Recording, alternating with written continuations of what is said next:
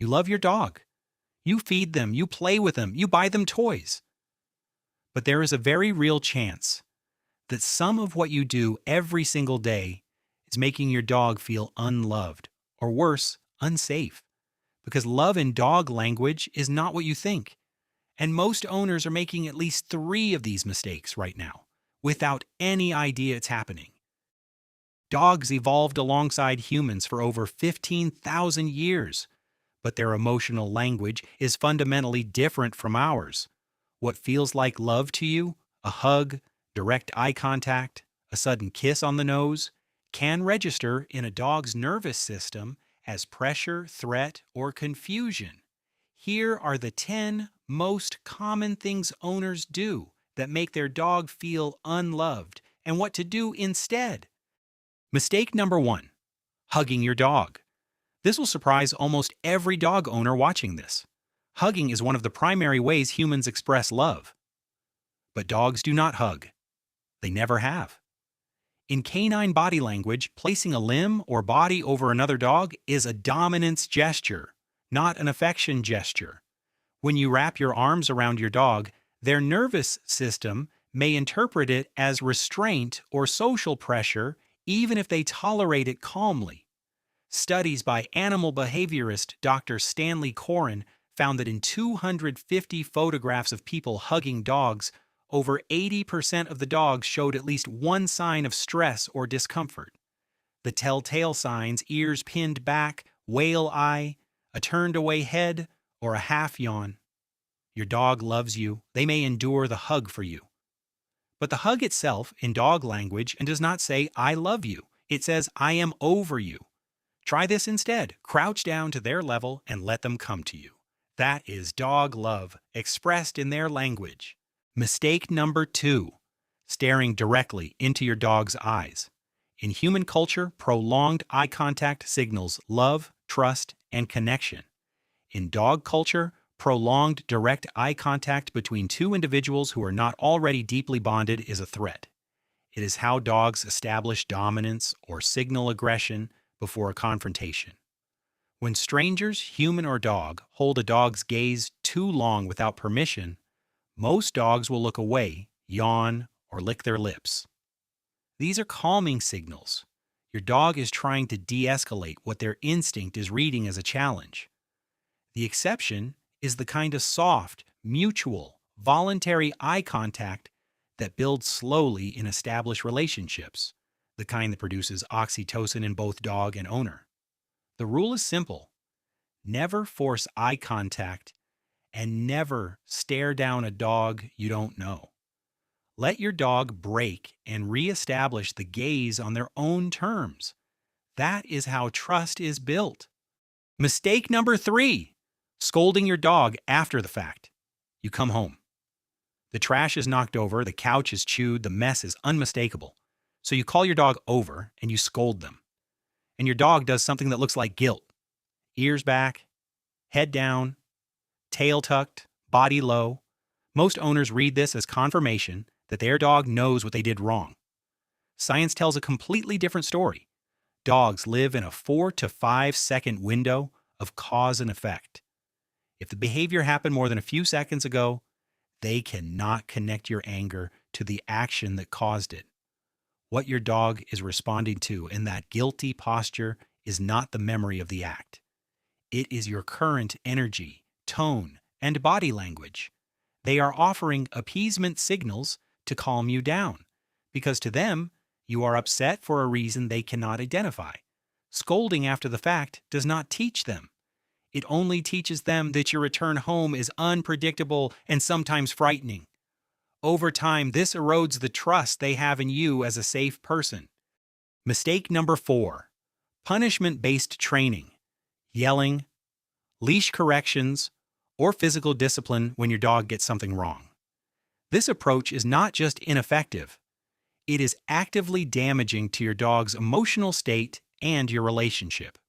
Research published in the Journal of Applied Animal Behavior Science found that dogs trained with aversive, punishment-based methods showed significantly higher levels of cortisol, the stress hormone, during and after training sessions. They also showed more pessimistic behavior patterns in follow-up testing. When given an ambiguous situation, punishment-trained dogs were more likely to expect a negative outcome. Reward-based training produces the opposite effect. It creates a dog who is eager, optimistic, and deeply motivated to engage with you, because in their experience, engaging with you produces good things. Every time you train with patience and reward, you are not just teaching a command. You are building an emotional association. You are safe, you are good, and being near you feels like winning. Mistake number 5. Rushing your dog on their walk. The walk is about exercise. You keep moving, keep the leash taut, redirect every time they stop to sniff something. This is one of the most common ways owners unintentionally deprive their dogs of something essential. For a dog, the walk is not primarily about physical exercise. It is about information. A dog's nose contains up to 300 million olfactory receptors, compared to our 6 million. Every blade of grass is a newspaper. Every fire hydrant is a social media feed. When your dog sniffs a spot for 30 seconds, they are reading who was there, when, their health status, their emotional state, and their gender. Denying a dog the ability to sniff on their walk is, neurologically, the equivalent of handing someone a book and making them skip every other word. It creates frustration, understimulation, and stress.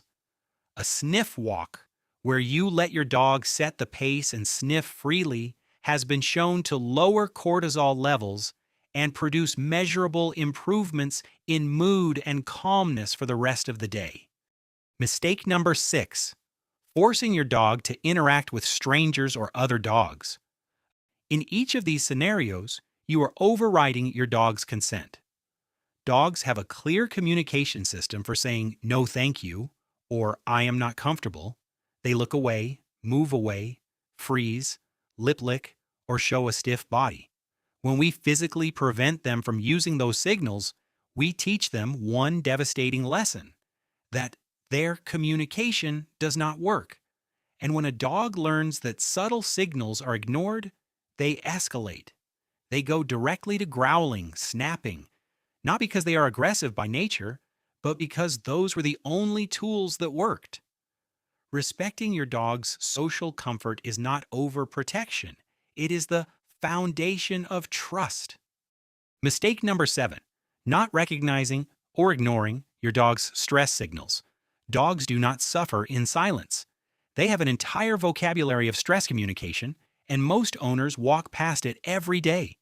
The signals: yawning when not tired, repeated lip licking, whale eye, where you can see the whites of the eyes, panting when not hot, ears pinned back or to the sides, sudden shedding, a turned away head during petting, freezing when touched. These are not random behaviors. They are precise, deliberate communications that your dog is sending you. The tragedy is that when these signals are consistently ignored, when the dog yawns and the stressor continues, when they freeze and petting continues, dogs eventually give up signaling. They shut down. Behaviorists call this learned helplessness, and it is one of the most serious welfare concerns in companion animals. Learning to read these signals is one of the most loving things you can do for your dog. It says, I see you, I hear you, I will respond. Mistake number 8. Inconsistent rules.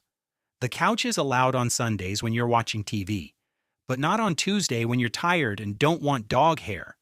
Jumping up is cute when you're in a good mood and punished when you're not. You let them beg at the table sometimes, but other times you push them away firmly. From your perspective, this is flexibility. From your dog's perspective, it is chaos. Dogs build their entire sense of safety on predictability. They are pattern recognition animals. They read their environment and your behavior to understand what the world expects of them. When the rules change without warning or logic they can follow, your dog cannot build a reliable mental map of how to behave. This creates a persistent, low-grade anxiety, what behaviorists call anticipatory stress. Your dog is not being defiant when they test boundaries. They are doing the only rational thing, probing for consistency that will help them feel safe. Clear, consistent rules are not rigidity.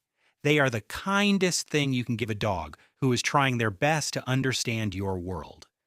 Mistake number 9. Waking your dog abruptly or disrupting their sleep. This one surprises many people. It seems so minor. But consider this. Dogs sleep between 12 and 14 hours a day, and that sleep is not optional.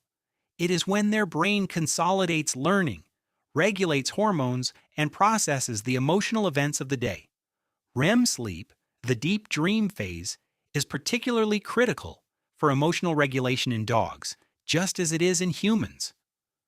When you startle a sleeping dog awake, calling their name loudly, touching them suddenly, you are not just annoying them, you are interrupting a neurologically critical process. Repeatedly disrupting a dog's sleep contributes to elevated cortisol, reduced impulse control, and increased reactivity. There is also a safety dimension. The old advice, "let sleeping dogs lie," exists because a dog startled from deep sleep may snap reflexively before they are even fully conscious. Always approach a sleeping dog slowly, speak softly first, and let them orient before touching them. Mistake number 10, and perhaps the most underestimated one on this list: not meeting your dog's mental needs. Most owners focus almost entirely on physical exercise, walks, runs, fetch, and physical activity matters. But the dog brain needs to work just as much as the dog body needs to move. A dog who is physically exhausted but mentally understimulated is like a person who exercises every day, but is profoundly bored with every other aspect of their life. The signs of mental understimulation are often misread as behavioral problems: excessive chewing, barking, pacing, shadow chasing, obsessive licking. These are not bad behaviors. They are a dog improvising mental stimulation because none was provided. The fix does not require expensive toys or hours of training, a 10-minute scent game, a puzzle feeder at mealtimes, a new walking route, teaching one new word per week. These small acts of mental engagement tell your dog, "I see your mind, not just your body. I know you are intelligent. I am going to give you something to think about." That is love, in the most complete, species-appropriate sense of the word. 10 mistakes. Most owners are making at least 3 of them. And now you know. Knowing changes everything.